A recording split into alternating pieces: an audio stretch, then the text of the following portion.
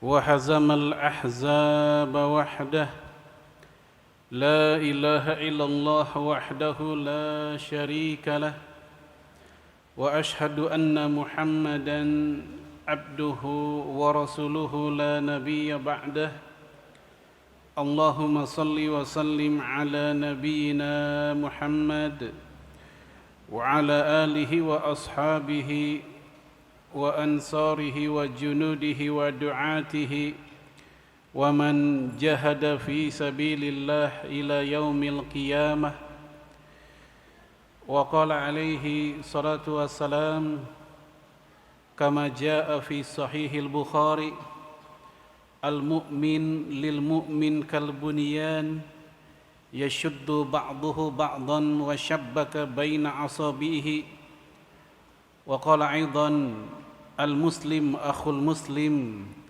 ولا تجسسوا ولا تدبروا ولا تقاطعوا وكونوا عباد الله إخوانا أما بعد معاشر المسلمين والمسلمات أعزنا الله وإياكم jami'an. Alhamdulillah, pada pagi hari ini dengan izin Allah Subhanahu wa taala, setelah beberapa bulan lamanya kita tidak ketemu, ya kita bisa kembali hadir di masjid yang mulia ini mengkaji di antara ayat-ayat Allah dan sunnah Rasulullah sallallahu alaihi wa ala alihi wasallam.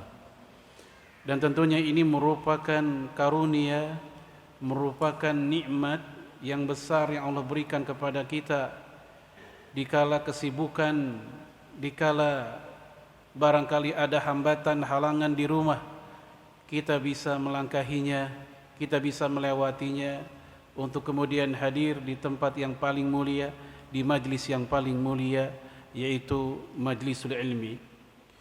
Bapak Ibu sekalian, a'azzanallahu wa iyyakum, pada pertemuan kali ini tema kita tentang fiqhul ukhuwah, fikih ukhuwah, apa dan bagaimana.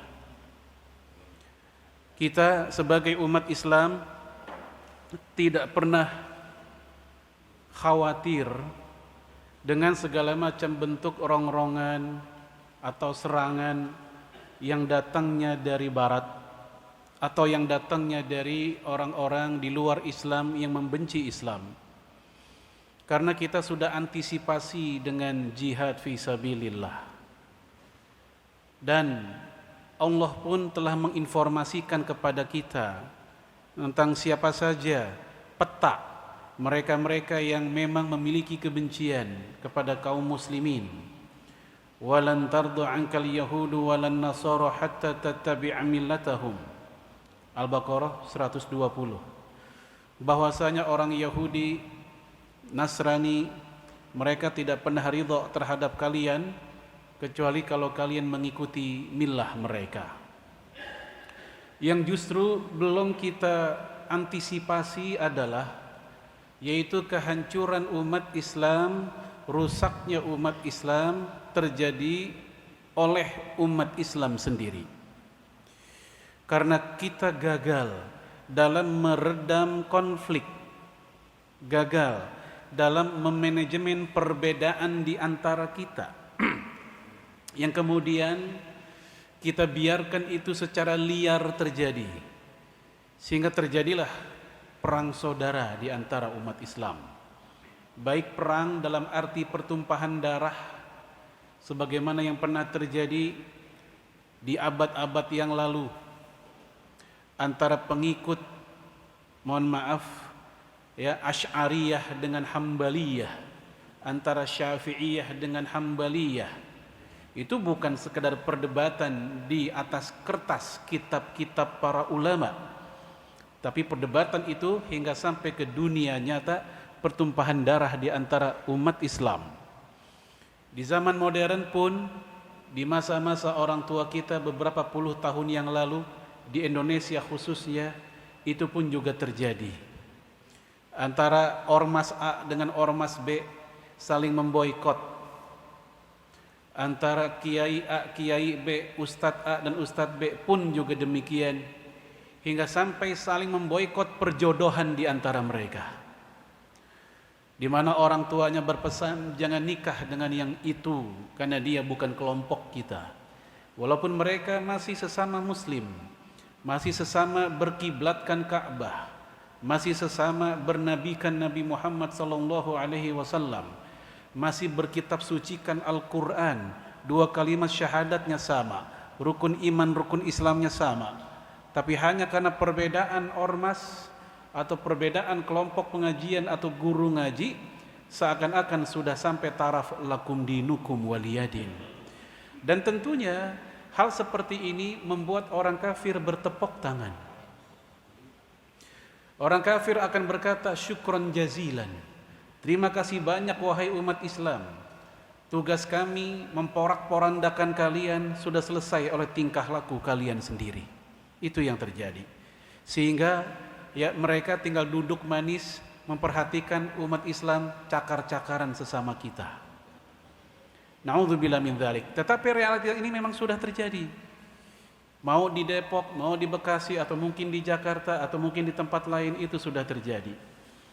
Oleh karena itu, disinilah letak pentingnya, urgensinya pembahasan tentang fikih ukhuwah, apa dan bagaimana. Baik, kita coba satu persatu membahas persaudaraan dari tingkat yang paling rendah, yang memang dalam Al-Quran juga disebutkan secara implisit, secara tidak langsung, yaitu al-ukhuwah al-insaniyah, atau sebagian kalangan mengistilahkan dengan al-ukhuwah al-basyariyah, persaudaraan sesama anak manusia, sesama anak cucu Nabi Adam alaihi salam. Kita lihat dalilnya, ya ayyuhan nas, wahai manusia. Jadi ini harfun nida, huruf panggilan, bukan hanya untuk orang beriman, tapi seluruh manusia. Inna khalaqnakum min dzakari wa untha, sesungguhnya kami menciptakan kalian dalam bentuk atau dari laki-laki dan perempuan. Maka ini menunjukkan gender di dalam Islam, gender di dalam Al-Quran yang dikenal hanya dua, laki, perempuan. Sementara gerakan feminis dan gerakan liberal serta LGBT-nya, mereka sekarang berupaya untuk menggolkan tujuan gender bukan dua, tapi 6. Laki, perempuan, waria, transgender, gay, dan lesbi.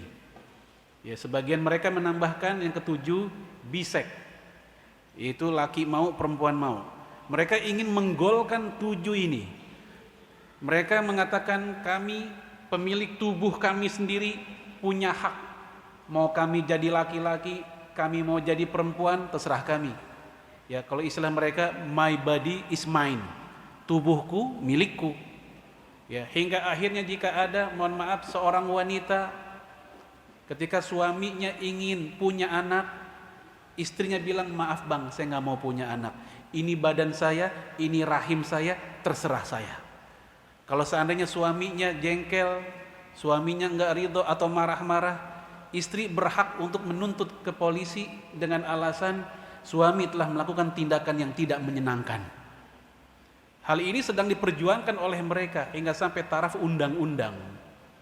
Oleh karena itu, memang perjuangan umat Islam cukup berat, bukan hanya datangnya dari orang kafir, tapi mereka yang mengaku muslim pun kena penyakit-penyakit seperti ini. Kaki tangan, ya orientalis, kaki tangan, feminis dan seterusnya. Baik. Wa ja'alnakum syu'uban wa qabaila lita'arafu. Dan kami pun menjadikan kalian dalam wujud bersuku-suku, berbangsa-bangsa, bermarga-marga, berkabilah-kabilah, semuanya dalam rangka lita'arafu, saling berkenalan, saling tahu, saling memahami, bukan lita'aradu, bukan untuk saling bertengkar, bertempur. Pada dasarnya seperti itu. Oleh karena itu, di dalam hadis Sahih Bukhari, ketika Rasulullah sallallahu alaihi wasallam mengirim surat ke Heraklius Nasrani, surat Rasulullah ditolak karena tidak ada stempel dianggap tidak resmi. Maka Rasul pun mengalah, mengikuti budaya stempel itu dengan menstempel suratnya dengan cincin yang bertulis Muhammad Rasulullah. Begitu surat itu sudah distempel dan dikembalikan ke Heraklius, baru Heraklius mau terima. Apa pelajaran dari kisah itu? Salah satu pelajarannya adalah Rasulullah Shallallahu Alaihi Wasallam tetap membuka diri terhadap kebiasaan orang kafir, kebiasaan orang Barat lah begitu, dalam masalah stempel. Karena memang ini bukan masalah akidah, ini masalah adat duniawi. Dan terus sampai hari ini budaya stempel pun masih kita pakai, saling berkenalan. Kasus yang kedua, ketika Rasulullah Shallallahu Alaihi Wasallam kondangan hadir ke pernikahan salah satu kawannya Aisyah radhiyallahu anha, seperti yang disebutkan dalam hadis Imam Abu Dawud. Lalu begitu datang ke kondangan tersebut, situasi kondangan itu begitu sepi. Bukan sepi tamu tetap ramai, tapi sepi, tidak ada hiburan, tidak ada orang yang sedang misalnya bernyanyi misalnya. Karena Rasul mengatakan wadribu ad-dufuf. Ya, dalam hadis yang cukup panjang, dalam hadis Imam Abu Daud juga, a'linu hadzal nikah fil masajid waj'alu fil masajid. Wadribu ad-dufuf. Iklankanlah pernikahan. Kemudian juga jadikanlah pernikahan itu di masjid dan pukullah rebana. Nah, ini menunjukkan salah satu momen kaum muslimin boleh bergembira, mukul rebana dan yang semisal itu ketika pernikahan. Saat itu sepi, sehingga Rasul berkata atau bertanya kepada Aisyah, wahai Aisyah, bukankah rekan kamu ini orang Ansor? Dan bukankah orang Ansor itu suka hiburan, suka nyanyian, suka hiburan? Maka Rasul pun memberikan beberapa contoh syair untuk seakan-akan dibawakan seperti ini syairnya. Maka kisah ini menunjukkan Rasul tahu, Rasul kenal dengan budaya yang bukan budaya negerinya, Muhajirin. Rasul Muhajirin, Mekah. Sementara yang nikah ini orang Madinah, Ansor. Ketika Rasul katakan, bukankah orang Ansor itu suka nyanyian? Itu tanda Rasulullah ngerti dengan budaya, kebiasaan, tradisi yang bukan negerinya, yaitu Madinah. Baik jamaah sekalian, lita'arufu. Namun demikian, ya Allah menegaskan ketika semua manusia berkenalan, saling berbeda suku, bangsa dan seterusnya, di antara mereka ada yang paling utama, yang paling mulia. Inna akramakum indallahi atqakum. Sesungguhnya yang paling mulia dari itu semua, yang berbeda suku, yang berbeda warna kulit, berbeda bahasa dan seterusnya, yang paling takwa, yang paling taat, yang paling tunduk, yang paling takut, yang paling pasrah kepada Allah, mereka yang paling utama. Bukan yang paling kaya, bukan yang paling tua, bukan yang paling banyak harta, tanah dan seterusnya, bukan yang paling tinggi jabatan dan pangkatnya, tapi siapa di antara kita yang paling takwa, maka mereka itulah yang paling utama, yang paling mulia di sisi Allah, bukan di sisi manusia. Innallaha alimun khabir. Allah Maha mengetahui dan Maha teliti pengetahuannya. Jamaah sekalian, oleh karena itu ketika ada seorang anak manusia, mohon maaf, dia berkulit hitam, ya, kemudian apa lagi? Dia non muslim, diterkam oleh hewan buas. Anggaplah ini hewan buas, hewan dilindungi oleh negara, hewan langka. Dalam kondisi seperti itu, mana yang mesti diselamatkan, hewan atau manusia? Manusia. Walaupun ini manusia tidak seagama sama kita, walaupun ini manusia tidak suku, tidak seras dengan kita. Anggaplah dia orang kulit hitam, negroid. Kalau kita ini orang Melayu, Melanesia. Walaupun banyak perbedaan, tapi dia manusia, sama-sama min ibni Adam, anak Adam. Dalam kondisi seperti itu, ukhuwah insaniyah ini yang kita gunakan, lindungi manusia tersebut, walaupun dia non muslim dan beda ras dengan kita. Ketika dibandingkan dengan hewan, walaupun itu hewan yang katanya hewan langka, dilindungi oleh negara, nyawa manusia lebih utama saat itu. Baik, ini yang pertama. Oleh karena itu Ali bin Abi Thalib radhiyallahu anhu pernah berpesan kepada gubernur Mesir, Abdul Malik Al-Ashtar, jaga hubunganmu dengan 3 kelompok manusia, hubunganmu dengan sesama muslim, hubunganmu dengan sesama Mesir, dan hubunganmu dengan sesama manusia. Itu pesan Ali kepada Abdul Malik Al-Ashtar.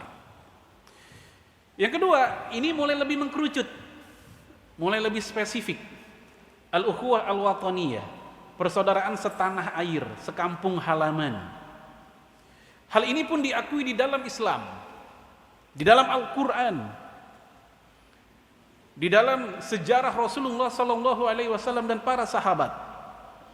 Baik, kita lihat di dalam Al-Quran, dalam surat Al-A'raf ayat 65. Allah Azza wa Jalla berfirman, wa ila adin akhahum huda, dan kepada kaum Ad. Kita tahu kaum Ad, kaum yang durhaka kepada Allah, durhaka kepada nabinya sendiri, Nabi Hud, tetapi Allah sebut Nabi Hud sebagai akhahum, saudara mereka, tetap saudara.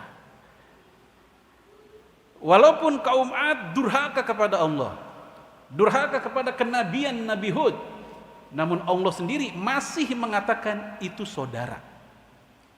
Maka kalau ada non-muslim di kampung kita, kita sebut saudara, bukan saudara seakidah, bukan. Saudara sekampung halaman, itu tidak salah dan tidak melanggar. Karena memang Allah sendiri menyebut demikian.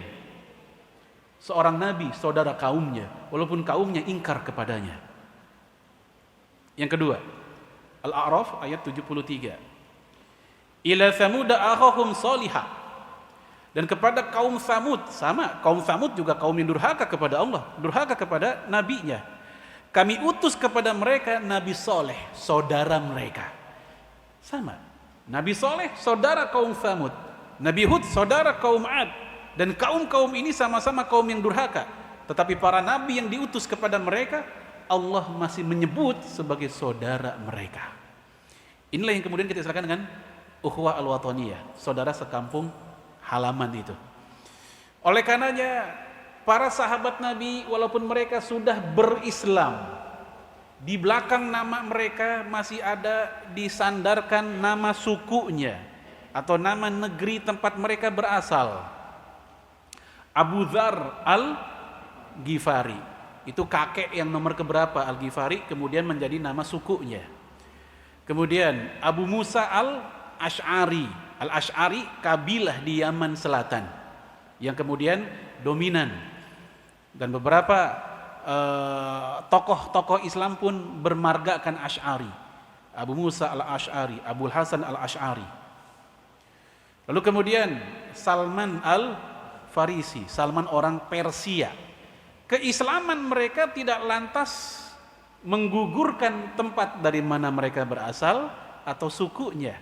Selama, ini yang perlu digarisbawahi, selama itu semua tidak sampai membentuk jiwa chauvinisme. Apa chauvinisme? Merasa diri, merasa suku, merasa bangsa, merasa kelompok lebih tinggi di atas yang lainnya. Itu yang nggak boleh. Kalau sudah sampai taraf seperti itu, itulah yang kita sebut dengan asobiyah jahiliyah. Itu yang tidak boleh. Ya, oleh karenanya jamaah sekalian, sekedar identifikasi silahkan. Misal di antara ibu-ibu atau bapak-bapak ya punya anak namanya Ahmad, dipanggil Abu Ahmad Al-Cakungi, orang Cakung, ya biarin. Emang dia orang Cakung, urusan pantas apa enggak belakangan, yang penting nyobain dulu. Ya. Yang kayak begini enggak ada masalah. Sama seperti para sahabat tadi, demikian. Ya. Oleh karena itu, jamaah sekalian, a'azzanallahu wa iyyakum jami'an. Ketika ada seorang muslim, orang Jawa, tinggal di Jakarta, sebetah dan senyaman apapun tinggal di Jakarta, begitu lebaran pulang kampung juga enggak? Pulang kampung ya. Kenapa? Karena memang kangen dengan kampung halaman. Di sana ada magnet, ada orang tua masih di sana, mungkin nenek kakek masih di sana. Ini nggak bisa diingkari. Kita lihat dalam hadis. Ketika Rasulullah SAW saban dari bepergian, kemudian dia pulang ke Madinah, Begitu sampai menjelang kota Madinah, melewati bukit-bukit Madinah, udah kelihatan Madinah, langsung Rasulullah mempercepat kendaraannya. Ya, ini saya kuningkan, ya, harakaha min hubbiha. Rasulullah langsung menggerakkan tunggangannya min hubbiha, karena kecintaannya kepada Madinah. Kecintaannya kepada tempat dia tinggal, Madinah. Lalu kisah ini atau hadis ini hadis Sahih Bukhari, ya, dikasih komentar oleh Imam Ibnu Hajar dalam kitab Fathul Bari. Kata Imam Ibnu Hajar, wa fil hadis dalalatun ala fadlil Madinah. Hadis ini menjadi dalil keutamaan kota Madinah. Ini yang pertama. Yang kedua, wa ala masyru'iyati hubbil watan wal hanin ilaih. Dan ini juga menjadi dalil disyariatkannya cinta tanah air dan rindu kepadanya. Jadi para ulama menjelaskan seperti itu dari hadis tadi. Jadi mencintai tanah air itu masyru'. Apa masyru'? Sejalan syariat. Yang gak boleh yang mana? Yang tadi, yang kalau merasa lebih tinggi di atas yang lainnya. Nah itu yang gak boleh. Lebih tinggi Islam Indonesia dibanding Islam Arab. Kan sekarang lagi musim nih. Ya, jangan seperti itu. Islam ya Islam. Batasan ukhuwah Islamiyah itu bukan teritori, bukan, tapi 2 kalimat syahadat. Siapapun yang bersyahadat, walaupun di ujung kutub, dia saudara. Ya, kalau persaudaraan setanah air, dia dibatasi oleh teritori, oleh negeri atau kampung halaman. Tapi ukhuwah Islamiyah yang nanti akan kita bahas di poin yang ketiga, batasannya kalimat syahadat, tembus daerah. Ya, taib. Oleh karena itu kita nggak heran sebagian para asatidz, para mubalik sering menyampaikan sebuah ungkapan yang disebut sebagai hadis hubul watan minal iman, cinta tanah air sebagian dari iman. Hadis ini termasuk kategori hadis palsu menurut para ulama. Namun tanpa ada hadis itu pun mencintai tanah air sudah terwakili dengan hadis ini. Ya. Lalu kita ambil bukti yang kedua.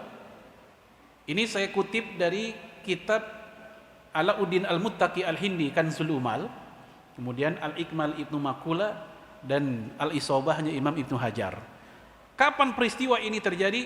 Menjelang Fathu Mekah.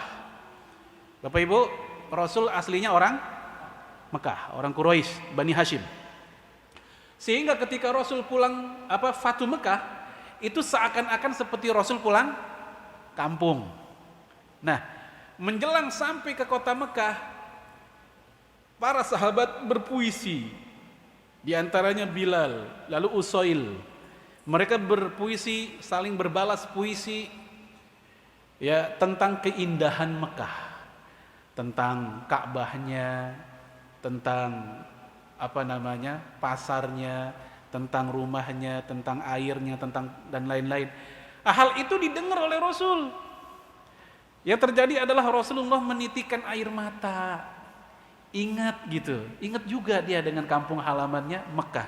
Ya mirip sama kita juga. Kadang kita ketemu teman lama atau ngelihat pernah nggak dapat kiriman video mainan zaman kita kecil dulu. Ya dulu kita mainnya main gatrik, main dampu, main karet, muter-muter kalau perempuan. Kan gitu. Kita ingat, zaman sekarang mana ketemu anak-anak kita kayak begituan. Nah, teringat Rasulullah menitikan air mata. Maka Rasul pun berkata kepada yang bersyair, ya Usail, da'al qulubat taqar. Biarkan hati ini tetap berwibawa. Maksudnya Rasul nggak mau kelamaan nangis. Kerinduan kampung halamannya luar biasa. Rasul nggak mau berlama-lama dalam tangisan. Biarkan hati ini jangan bergemuruh. Taib. Yang ketiga, kita ambil dari kitab Imam As-Sakhawi. As-Sakhawi ini muridnya Ibnu Hajar. Dari kitab Al-Maqasid Al-Hasanah.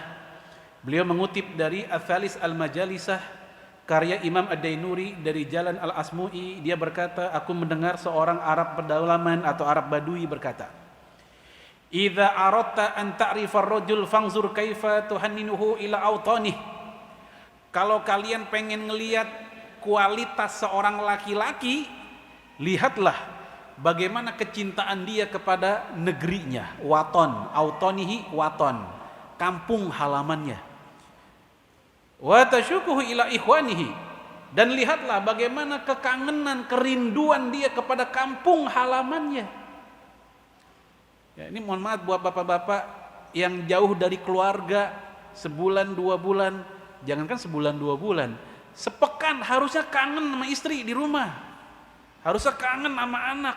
Ini kangen sama istri lain atau sama bini orang. Ya, ini kepada kampung halaman yang benda mati aja itu menjadi standar kualitas laki-laki. Apalagi kepada manusia yang Allah titipkan kepadanya, yaitu istri dan anak. Wa buka'uhu ala ma madha minaz zamani, dan tangisan dia terhadap apa yang berlalu di zaman yang telah lewat. Ini kita lihat bahwasanya kualitas seorang laki-laki atau seorang anak manusia itu bisa kelihatan dari bagaimana kerinduan dia dengan kampung halamannya. Ya, kecintaan dia dengan kampung halamannya. Baik jemaah sekalian, saya kira data-data ini, dalil-dalil ini sudah cukup bahwasanya mencintai kampung halaman atau ukhuwah watoniyah, persaudaraan di dasar sekampung halaman itu sudah cukup kuat. Yang penting jangan sampai tadi, ya sampai taraf chauvinis tadi. Maka kalau seandainya Indonesia lawan Arab Saudi sepak bola nih bapak-bapak, dukung mana Pak? Indonesia. Walaupun di pemain Indonesia ada yang non muslim, barang 1, 2, 3 pemain mungkin ada. Sementara Saudi 100% Islam semua, betul ya? Kenapa? Karena memang ini nggak bisa diingkari, sesuatu yang Allah titipkan dalam hati manusia, kecintaan dengan tempat kita berasal itu. Ya. Ini apa istilahnya? Naluriah ya, alamiah itu. Baik, yang ketiga dan ini yang tertinggi.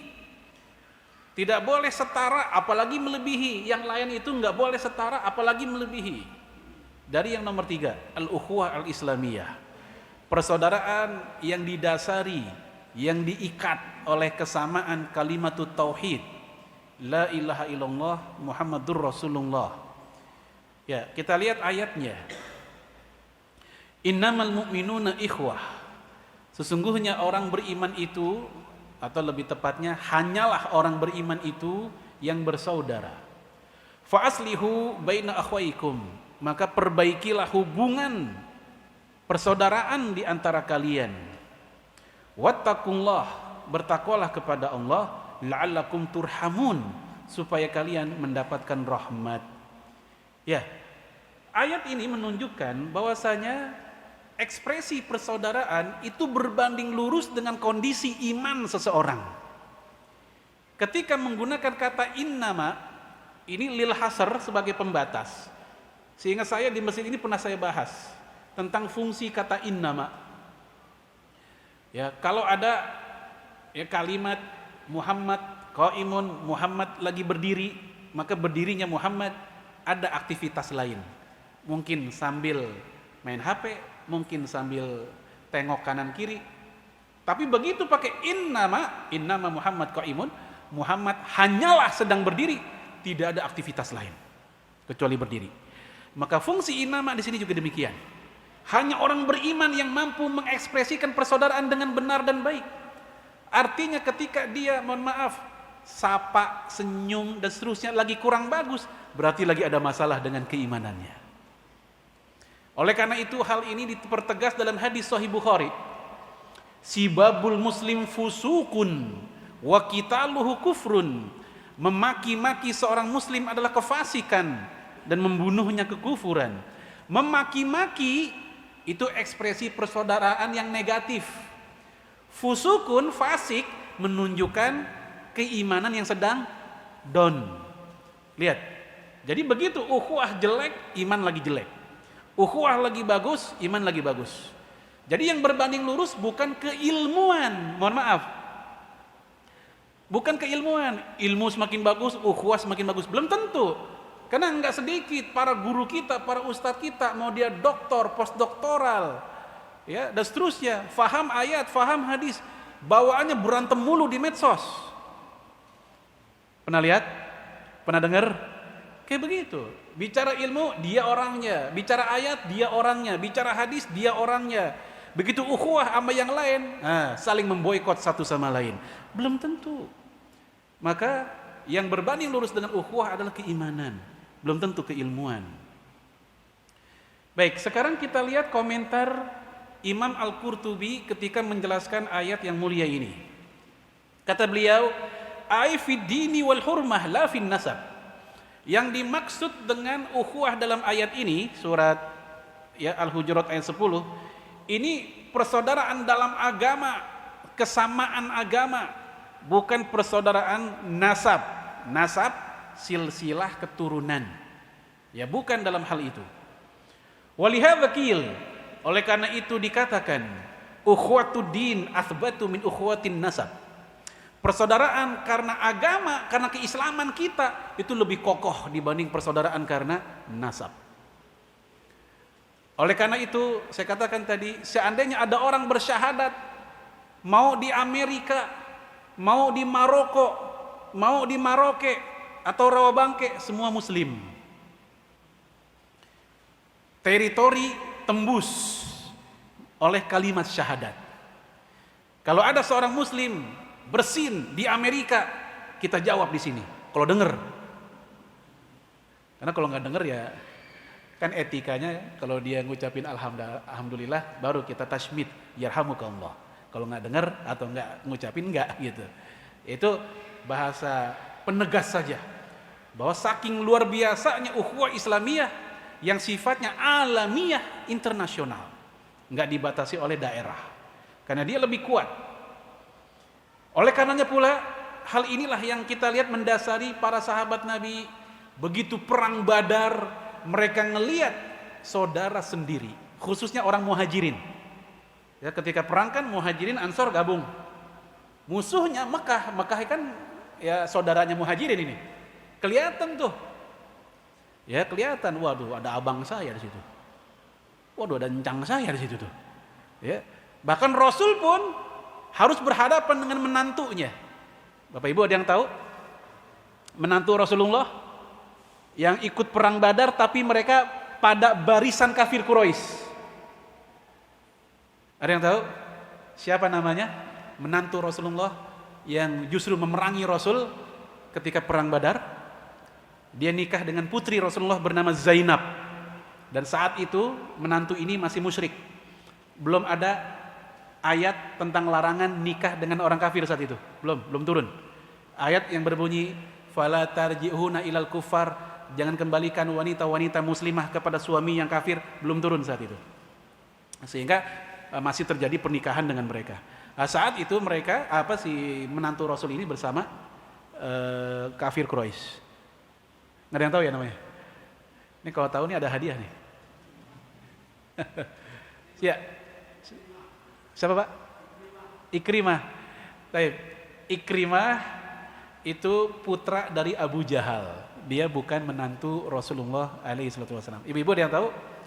Siapa? Usama? Utbah? Bukan juga. Ya, menantu Rasul di sini adalah yaitu Abu Al-As. Enggak familiar namanya ya. Soalnya kesusahannya. Ya nanti kita yang mudah-mudah soalnya. Taib, Abu Al-As. Nah, kita lihat dari tadi. Rasulullah sebagai seorang mertua ketemu dengan mantunya sebagai musuh. Sebagian sahabat Nabi seperti Abu Bakar As-Siddiq berjumpa dengan ayahnya sendiri yaitu Abu Quhafah. Nanti Abu Quhafah masuk Islam setelah itu. Ya, ketika mereka selesai perang dan mereka kalah. Nah, ini menunjukkan bahwa ukhuwatud din, persaudaraan yang terikat karena faktor agama itu lebih kuat, lebih kokoh dibanding persaudaraan karena faktor dilahirkan dari satu rahim sekalipun. Fa inna ukhuwatan nasabi tanqati'u bi mukhalafatid din. Persaudaraan karena nasab itu terputus karena perbedaan agama. Walaupun misalnya dia abang saya, lahir dari rahim yang sama emak saya, ya tapi dia beda sama saya agamanya, terputus persaudaraannya. Dalam arti persaudaraan keislaman, nasab masih sama, maka terputus persaudaraannya. Wa ukhuwatud din la tanqati bi mukhalafatin nasab. Sementara itu persaudaraan agama tidak akan pernah terputus walaupun kita berbeda nasab. Kayak kita di sini, kita umumnya berbeda nasab. Ya mungkin ada yang abang ade atau saudara di sini. Ya, tapi kita umumnya berbeda nasab. Tapi karena faktor kesamaan Islam, kita enggak terputus. Inilah innamal mu'minuna ikhwah. Dan sayangnya nilai-nilai seperti ini pelan-pelan umat Islam sendiri yang meninggalkan. Ribut antar ormas pemuda, ribut antar ormas keislaman, hanya karena faktor tadi, perbedaan masalah yang pernah rame, yang pernah menghangat beberapa pekan yang lalu, yaitu masalah inni wajjahtu wajhiyya ketika membaca di iftitah. Ya tadinya sekedar masalah fikih, lama-lama sentimen kelompok. Inilah bagusnya kita kalau membahas sesuatu secara keilmuan, secara ilmiah, itu sentimen kelompok tinggalin dulu. Kalau udah kayak begitu nanti nggak ilmiah lama-lama, karena akan muncul like and dislike. Apa like and dislike? Ya faktor suka nggak suka. Pendapat apapun, mau bener mau salah, selama datangnya dari kelompok itu tolak. Ini kan nggak beres kayak begitu. Jadi nggak objektif. Ya, pendapat apapun, mau bener atau salah dari kelompok kita sendiri terima. Mau salah terima juga. Ya, dari kelompok lain, ya salah aja, bener aja ditolak, apalagi salah, bener-bener ditolak. Jadi nggak objektif. Oleh karena itu sekali lagi, kalau kita membahas sesuatu, sebelum terlalu jauh memikirkan ustadznya dari kelompok mana, dari ormas apa, lihat dulu apa yang dia omongin. Kalau yang dia omongin sejalan dengan Quran, sejalan dengan hadis, sejalan dengan penjelasan para imam kaum muslimin, ya kita ambil, entah itu dari kelompok mana. Nah kita nggak diajarkan fanatisme kelompok seperti itu, sebab fanatisme seperti itu kembali ke masalah pertama tadi, yang bisa bikin cakar-cakaran sesama muslim dan bertepuk tanganlah orang kafir. Baik, kemudian ukhuwah dalam dakwah Islam. Ya, persaudaraan di dalam dakwah Islam. Pertama, husnuzon, berbaik sangka dengan sesama muslim. Imam Badruddin Al-Aini dalam kitab Umdatul Qari, ya, syarah Sahih Bukhari, beliau mengatakan ihsanuzon billah wa bil muslimin wajib. Berbaik sangka kepada Allah dan kaum muslimin itu wajib. Berbaik sangka terhadap pandemi ini bagian dari kudratullah. Oh, gara-gara pandemi ternyata alhamdulillah yang tadinya nggak kenal Zoom jadi kenal Zoom. Ya, dulu mana tahu kita taklim pakai zoom-zooman gitu. Yang dulunya jauh ketemu, nggak harus berongkos keluar kan gitu. Apalagi misalnya ibu-ibu jadi lebih giat lagi jualan online. Ya tadinya mungkin nggak ngerti begitu-gituan, akhirnya jadi belajar dan seterusnya. Jadi selalu ada hal yang positif dari takdir, walaupun dibalik takdir yang buruk. Karena bagi seorang muslim yang senantiasa optimis dengan kehidupan, semua keadaan pasti punya maslahat. Tinggal kesabaran dia dalam menanti apa maslahat itu. Baik, husnuzon kepada muslim, jelas. Abu Kilabah mengatakan berikan 70 uzur kepada saudaramu ketika dia melakukan sesuatu yang kamu tidak suka. Kasih uzur, kasih alasan. Kenapa sih si Anu kalau acara taklim jarang banget datang? Kasih uzur. Mungkin sakit, mungkin bentur sama acara lain, mungkin kecapean, mungkin terus seperti itu, supaya di hati kita nggak ada celah sedikit pun suuzon sama dia. Jangan malah muncul komen yang enggak. Si Anu kenapa nggak pernah datang ya pengajian? Biasa dia mah. Kalau organ tunggal tuh di soft pertama dia emang. Tapi kalau pengajian datang nempel di tiang molor. Nah, kalau udah begini ceritanya jamaah sekalian, maka husnuzon kita kepada sama muslim hilang, teranulir, jatuhnya ke suuzon. Dan Rasul mengatakan, wa iyyakum zonna, inna zonna akdzabul hadis.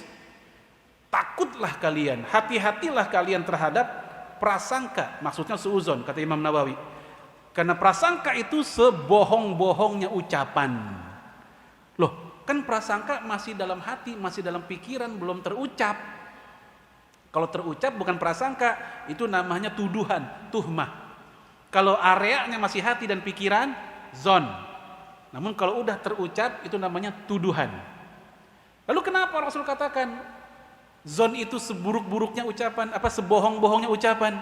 Imam Al-Munawi ya di dalam Faidul Qadir mengatakan maksud dari sebohong-bohongnya ucapan adalah hadithun nafsi, ucapan jiwa, bukan ucapan mulut, ucapan jiwa.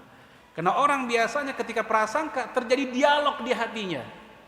Kita di masjid ngeliatin motor kita di parkiran, ada orang megang-megang, coba mikir nggak langsung biasanya? Mikir kan? Aduh, siapa tuh? Kita lihat, kayaknya bukan security, kan security ada seragamnya, ngeri juga, khawatir, jangan-jangan, kan begitu. Itu namanya hadisun nafs, ucapan jiwa. Kalau udah terucap di mulut, itu maling kali ya. Nah itu udah tuduhan tuh. Ente tahu dari mana dia maling? Mukanya setelan maling kayaknya. Muka setelan maling kayak apa ya? Ini tuduhan.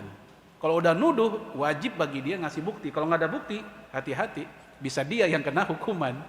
Taib, husnuzon. Maka kepada sesama muslim, demikian. Jangan sampai ada seorang muslim sama orang kafir husnuzon, sama sesama muslim nggak husnuzon. Pagi-pagi habis subuh mau tilawah Quran, ya tetangga non muslim, mohon maaf, nyetel lagu gereja kenceng banget. Dia bilang apa nih? Oh mungkin dia lagi mau latihan, mungkin dia lagi mau siap-siap ada acara di gerejanya. Tapi begitu tetangganya yang samping lagi yang muslim, ini muslim tetangga yang samping, ya misalnya yang nyetel anaknya, ya bukan ibu bapaknya. Anaknya mohon maaf nyetel dangdut, nyetel lagu rock kenceng-kenceng banget. Kita mau tilawah langsung komentar, ini orang fasik dasar ini. Langsung keluar tuduhan atau vonis orang fasik. Sementara kepada orang kafir dia bisa mengatakan, oh mungkin lagi mau latihan. Kenapa kita nggak bilang, oh mungkin dia nggak tahu ilmunya, oh mungkin dia belum paham. Harusnya begitu. Jangan langsung vonis. Ngelihat anak muda preman, alhamdulillah dia mau sholat ke masjid. Dan kita kenal dia, kita liatin, kayaknya gue kenal sama dia nih, yang sering nongkrong di warung pojok tuh. Kalau ada nongkrong itu pasti ada botol minuman. Sekarang dia sholat, alhamdulillah. Walaupun sholatnya belum beres, mungkin sedekapnya masih salah, atau mungkin cara sujudnya masih belum apa. Tapi kita khususin dulu, wah wajar dia baru belajar, baru kembali. Jangan, ini orang preman sholat kagak beres, mendingan nggak usah sholat sekalian. Ini malah nggak bener kitanya. Ya, udah bagus dia mau sholat. Taib. Yang kedua, salamatus sodr, lapang dada. Ini mirip-mirip dengan husnuzon. Lapang dada kepada teman kita yang mohon maaf punya kebiasaan telat apapun. Ngaji telat, acara RT telat, apapun telat. Sholat jamaah pun dia selalu jadi masbukiin. Ya. Paling demen masbuk dia. Apapun telat. Nah kepada orang kayak gini kita pun lapang dada. Ya sama seperti yang tadi, kita berharap ada alasan syar'i kenapa dia seperti itu. Dan ternyata ini merupakan ekspresi persaudaraan yang paling rendah sebenarnya. Salamatus sodar atau rihabatus sodar, lapang dada kepada saudara kita. Ya teman kita main ke rumahnya, mohon maaf, rumahnya berantakan banget. Nggak usah dikomentarin, lapang dada aja. Kenapa? Karena kita pun jangan-jangan rumah kita berantakan juga. Jangan langsung komen, rumah lu kayak Titanic tenggelam. Untung dia nggak balikin, kayak rumah lu rapi aja, digituin nanti. Mending lapang dada aja. Ya, daripada langsung kita komentarin dan kita sindir pakai hadis lagi, atau pakai ayat, atau pakai apa misalnya, kita sindir, ya dengan hadis at-tuhur syatrul iman. Kesucian sebagian dari iman. Rumah lu dekil banget dibilang itu. Bertentangan dengan hadis. Sakit hati dia. Walaupun mungkin mukanya senyum. Tapi di hati nahan. Yang ketiga, ta'aruf, tafahum, takaful. Ta'aruf, saling mengenal, bukan hanya kenal suara, kenal wajah, kenal apa lagi? Keluarganya, kenal anak, kenal istri, suaminya, kenal di mana rumahnya. Tapi lebih dari itu sampai dia tahu bagaimana kebiasaan dia.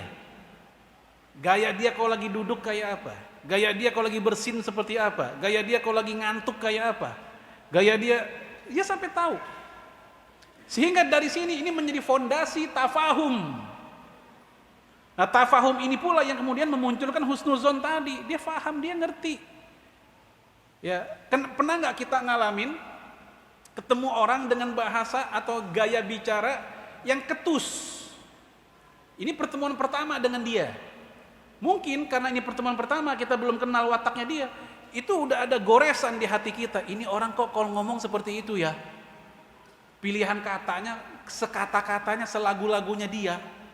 Sementara kita punya budaya dan tradisi berbahasa yang berbeda dengan dia. Kalau kita nggak tafahum, kita akan bilang ini orang judes. Tapi bagi kawan-kawannya yang udah lama bergaul dengan dia, dikasih tahu, ente sabar aja. Kenapa? Dia emang seperti itu, harus paham kita.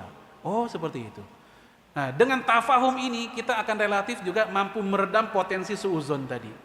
Kita ngerti emang begitulah pilihan bahasanya, gaya dia berbicaranya. Takaful, saling mengisi, saling menanggung. Takaful. Kita main ke rumah saudara kita. Saya mau numpang ke belakang ya. Oh iya, lagi kosong. Pas kita ke kamar mandinya kita lihat itu sabun tinggal tipis banget. Odol udah dipelintir. Apalagi sikat giginya udah mekar.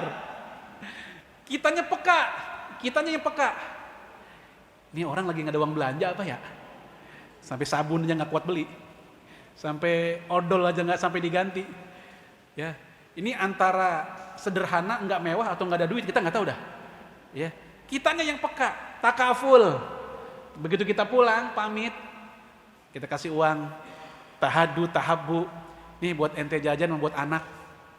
Nah ternyata bisa jadi memang dia lagi nggak ada duit, tapi karena faktor izah dia nggak mau cerita. Faktor wibawa sesama muslim dia nggak mau ngomong. Sebenarnya dia pengen banget dia ngomong, tapi dia nggak enak. Nah, kitanya yang peka ngeliatin sendalnya juga. Ya Allah, nih jepit udah pada nyemplak jempolnya, udah tipis banget.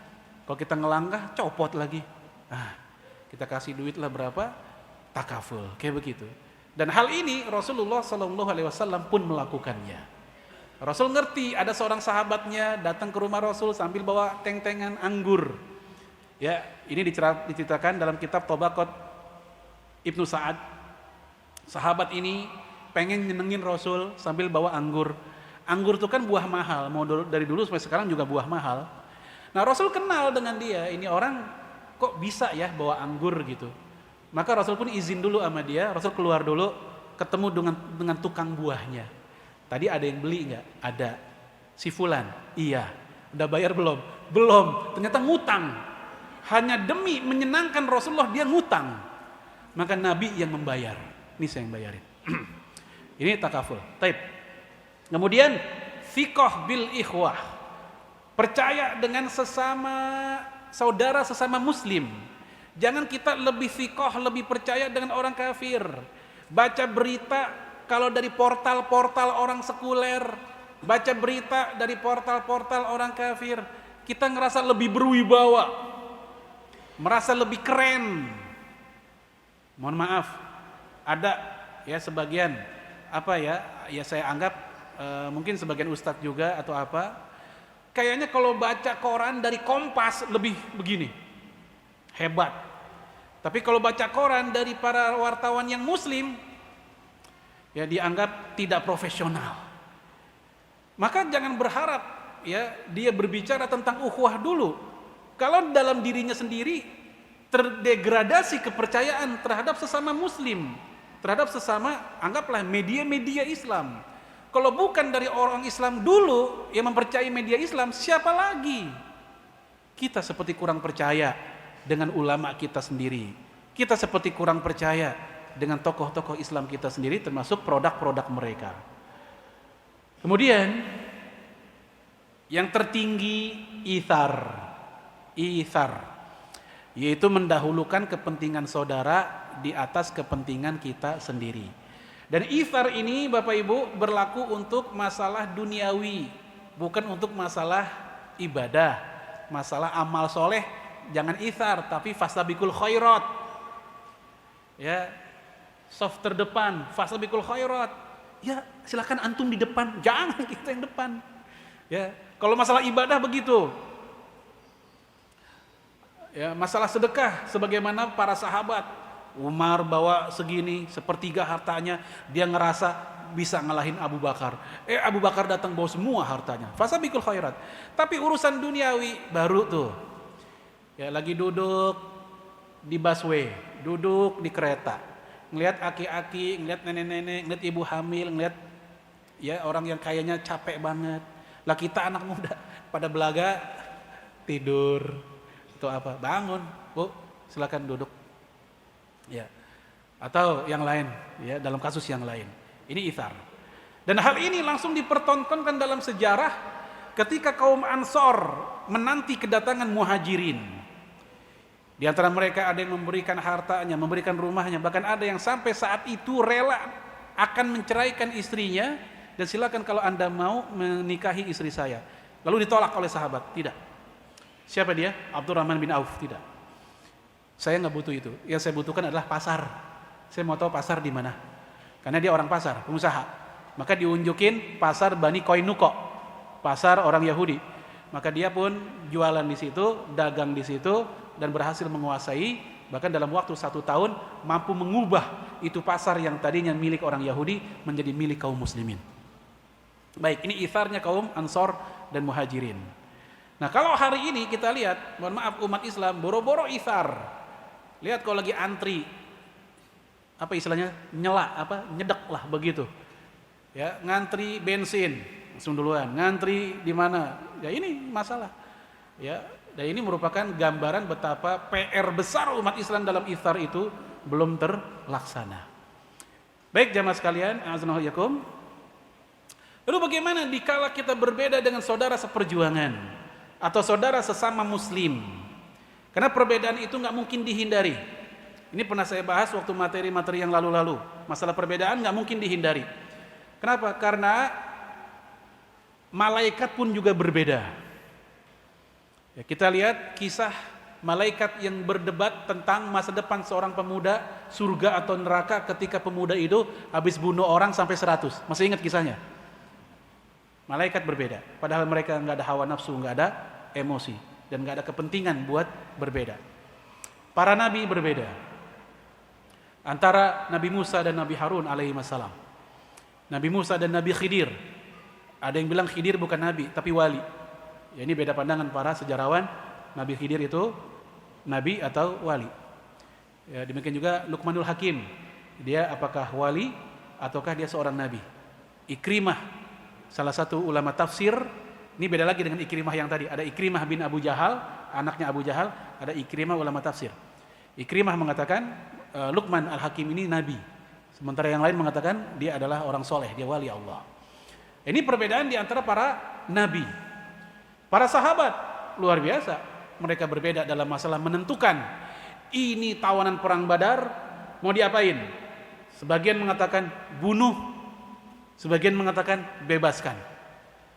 Para sahabat ya berbeda ketika perang Uhud, mau perang di luar di Uhud atau mau perang dalam kota di Madinah.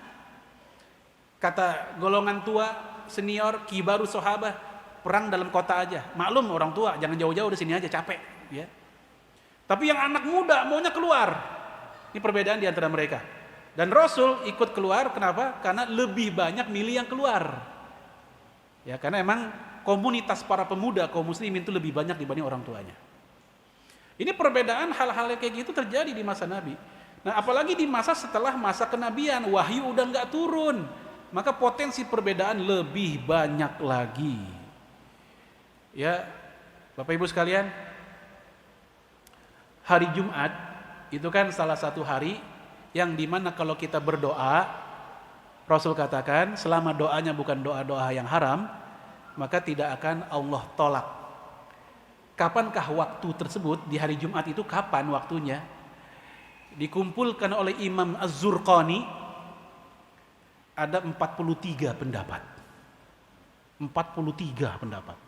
Padahal jumlah jam dalam sehari hanya 24. Tapi pendapat kapankah waktu yang dimaksud untuk berdoa tersebut ada 43 pendapat. Imam Ahmad bin Hanbal mengatakan ba'da asar, sebagaimana hadis Imam Abu Daud dan Tirmidzi. Imam Syafi'i mengatakan ketika khotib lagi duduk di antara dua khutbah. Yang lain mengatakan ketika sepertiga malam terakhir masih hari Jumatnya, dan seterusnya. Jadi berbeda sampai 43. Ya, jarak dibolehkannya sholat qashar berapa kilometer? Selama ini yang kita tahu 88 kilometer, 656. Ada yang menyebut ya 2 marhalah istilahnya. Ada yang menyebut 4 burud. Ada yang bilang 3 farsah, 9 mil. Dikumpulkan oleh Imam Ibnul Mundir. Kata beliau, aktsar min isyrina qaulan. Lebih dari 20 pendapat tentang masalah itu. Tentang berapakah sahnya jumlah jamaah sholat Jumat. Di Indonesia rata-rata meyakini berapa? 40. Dan ini merupakan mazhabnya Syafi'i dan Hambali. Para ulama Arab Saudi juga mengatakan 40 Hambali. Abu Hanifah mengatakan 2 orang udah cukup. 2 orang. Ya, dia yang khutbah, yang satu dengerin. Tidur lagi. Ini Abu Hanifah 2 orang sudah cukup. Sementara Malikiyah mengatakan 12 jamaah, satu isi imamnya. Lalu kata Imam Ibnu Hajar, begitu dia buka banyak literatur, sejarah segala macam sejak masa salaf dan khalaf, kata beliau ada 15 pendapat tentang berapakah jumlah jamaah salat Jumat dikatakan sah salat Jumat. Jadi ini perbedaan ini dari makhluk Allah yang sangat mulia hingga sampai para solihun terjadi. Maka apalagi kita, apalagi DKM, apalagi ibu-ibu pengajian, pasti terjadi. Kemudian memahami perbedaan itu ada yang masyru' sesuai syariat, perbedaan yang diizinkan, dan mazmum tercela. Jadi enggak semua perbedaan itu kita setujui, tidak. Apa perbedaan yang masyru'? Yaitu perbedaan yang sifatnya variatif, perbedaan yang sifatnya memperkaya keilmuan. Yang tadi masalah ya ini wajhatu wajhiyah itu udah lama, jauh sebelum rame-rame kemarin itu saya udah bikin tulisan 3 atau 4 tahun lalu tentang variasi bacaan doa iftitah. Allahumma ba'id baini, ada hadis Imam Bukhari. Ya, yang membaca wajhatu wajhiyah tanpa ini juga ada hadis Sahih Muslim. Ya. Yang pakai ini juga ada hadis Imam Baihaqi dalam kitab Syu'abul Iman, dan juga Imam At-Tabrani dalam Mu'jam Al-Kabir. Ya. Itu juga ada. Jadi silakan, bahkan nggak pakai iftitah pun juga nggak ada masalah. Karena doa iftitah adalah sunnah. Ya. Taib, jemaah sekalian, ini perbedaan yang masyru', memperkaya khazanah. Oh, kayak begitu. Jadi itu ada dalil dan sama-sama sahih, silakan pakai. Bahwa apa, ada yang kalau sholat tinggi begini sampai ketiaknya kelihatan.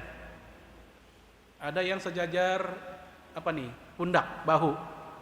Dua-duanya benar. Yang seperti ini sampai ketiaknya kelihatan itu diriwayatkan oleh 60 sahabat Nabi. Hadisnya mutawatir. Yang seperti ini juga benar, sama hadis Bukhari. Itu. Yang salah yang mana? Enggak sholat. Atau mempermainkan. Ya, mempermainkan. Sholat dibikin kayak silat. Jadi begini misalnya. Jadi jamaah sekalian, selama ada dalil dan ininya silakan. Itu namanya perbedaan masyru'. Dalam hadis Imam Tabrani dan Baihaqi juga, Abu Hurairah jadi imam sholat, dan ternyata dia mengeraskan bacaan bismillah. Selesai sholat, jamaah nanya, makmum nanya, emang seperti itu sholatnya Rasul? Ya kata Abu Hurairah, inilah yang aku lihat dari sholatnya Rasulullah, mengeraskan bismillah. Lalu Ibnu Katsir dalam tafsirnya itu mengomentari kisah itu, ini hadis sahih dan kuat, alias Ibnu Katsir ikut pendapat tersebut. Lalu Ibnu Katsir juga ngasih tahu, tidak mengeraskan bismillah itu pun juga sahih dari hadis Anas bin Malik. Kata Anas bin Malik, aku sholat bersama Rasul, aku sholat bersama 4 khalifah, aku tidak melihat mereka bismillahnya dikeraskan. Semuanya ada dasar. Selama kita telusuri sama-sama kuat sanadnya hingga sampai ke Rasulullah, berarti ada, silahkan pakai. Gitu. Itu namanya variatif. Perbedaan variatif bikin kaya, bikin kenyang, dan bikin kita lebih luas. Nggak gampang marah, nggak gampang jengkel, nggak gampang nuduh yang enggak sama saudara. Itulah pentingnya dalam mempelajari agama, mempelajari Islam, kita berpikir dalam banyak angle. Angle betul istilahnya, angle ya. Bukan angel, angel susah dan ya, angle. Apa angle? Sudut pandang. Gitu. Taib. Adapun yang tercela Bapak Ibu, perbedaan masalah akidah. Mengingkari Al-Quran sebagai firman Allah itu akidah, seperti orang-orang jil. Mereka menganggap Al-Quran produk budaya, kata mereka, budaya Arab, kata mereka. Ini bukan lagi perbedaan fikih. Masalah bismillah tadi tuh, keras atau tidak, itu masalah fikih. Tapi meyakini Al-Fatihah sebagai bagian dari Quran atau Quran sebagai firman Allah, itu masalah pokok dalam agama. Itu perbedaan tercela yang kayak begitu. Apalagi mengucapkan sayyidina ketika membaca selawat kepada Nabi di luar sholat ya. Ini semua ulama sepakat, hampir sepakat. Mungkin ada 1-2 yang nggak setuju, tapi umumnya sepakat boleh mengucapkan sayyidina. Karena Rasul sendiri berkata, inni sayyidikum fil akhirah. Saya adalah sayyid kalian di akhirat. Rasul yang bilang begitu. Lalu Syekh bin Baz dari Saudi Arabia, mantan mufti Saudi di sana, dia mengatakan Rasulullah adalah sayyid kita di dunia dan di akhirat, bukan hanya di akhirat. Ya. Tapi yang para ulama kita berbeda pendapat, ucapan sayyidina itu di dalam sholat ketika duduk tasyahud. Itu khilafiyah para fuqaha. Ini masalah perbedaan apa? Masyru' fikih ini. Tapi meyakini Rasulullah sebagai nabi terakhir itu akidah. Nggak boleh ada perbedaan di situ. Kalau ada yang coba-coba bilang Nabi Muhammad nabi ke-25, yang ke-26 dari Depok, yang pernah rame tahun berapa dulu tuh? Siapa namanya? Ahmad Mosadek misalnya. Ini bukan lagi fikih, ini akidah. Nah kita mesti bedain tuh, mempetakkan. Oh iya ini masalah fikih nih. Oh ini masalah akidah. Akidah pun kadang terbagi menjadi 2, ada yang usul, ada yang furu. Meyakini Isra Mi'raj itu usul. Tapi tentang apakah Isra Mi'rajnya Rasulullah fisik dan ruh sekaligus atau ruh saja, sesama ahlu sunnah terjadi perbedaan. Sesama ahlu sunnah. Ya, ulama Arab Saudi seperti Syekh Shalih Fauzan, dia ditanya tentang sebagian ulama yang mengatakan bahwa Isra Mi'rajnya Rasul itu hanyalah ruh, fisiknya mah enggak. Kata beliau, ghalat. Itu salah, keliru. Tetapi enggak boleh dibilang sesat. Karena sebagian tabi'in ada yang berpendapat seperti itu memang. Ini akidah, tetapi akidah yang furu'. Gitu. Tapi kalau mengingkari Isra Mi'rajnya, itu yang nggak boleh. Kenapa? Karena dia mengingkari Quran. Sampai-sampai Isra Mi'raj jadi surat tersendiri, Al-Isra. Nah, jadi harus dibedakan antara, oh ini perbedaannya seperti ini. Gitu. Kita petakan supaya kita pas memberikan sikap. Sama ketika ada, mohon maaf, penyakit di tubuh kita, ada penyakit apa misalnya? Ada penyakit kulit, ada penyakit yang berbahaya atau yang sedang-sedang aja.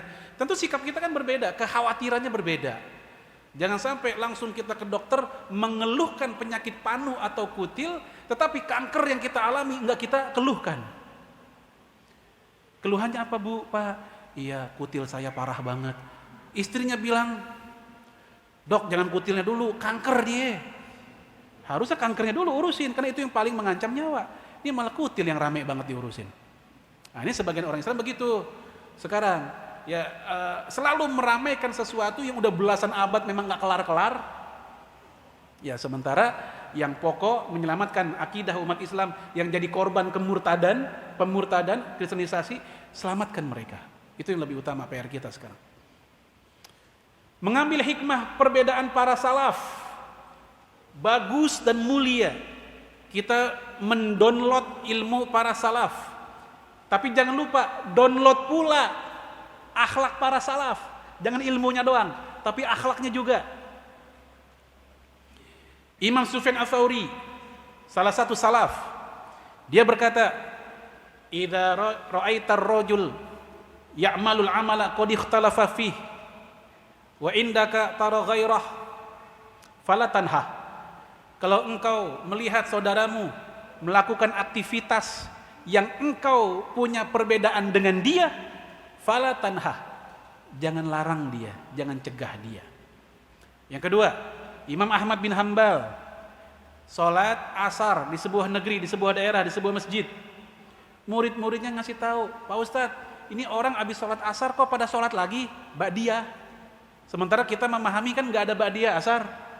Apa jawaban Imam Ahmad? La naf'aluhu wa la nu'ibu fa'ilahu. Kita tidak melakukannya, tapi kita tidak mencela orang yang melakukannya. Akhlak, adab para ulama. Baik, kemudian yang terakhir, mengingatkan kembali siapa sih hakikat musuh kita yang sebenarnya. Jangan sampai kawan jadi lawan, lawan menjadi kawan. Harusnya asyidda'u alal kufar wa ruhama'u bainahum, kita malah kebalik. Asyidda'u alal muslimin, kerasnya dengan sesama muslim hanya karena faktor beda kelompok. Sementara sama orang kafir nggak ada sikap tegas-tegasnya. Ini kebalik, ya. Taib. Kesalahan memetakan siapa lawan siapa kawan itu udah awal kekalahan sebuah perjuangan. Ini aja yang bisa saya sampaikan, semoga bermanfaat Bapak Ibu. Lebih kurang saya mohon maaf, mungkin ada diskusi, masih ada waktunya ya. Baik, silakan saya tutup dulu. Hadanallah wa iyyakum ajma'in. Assalamualaikum warahmatullahi wabarakatuh.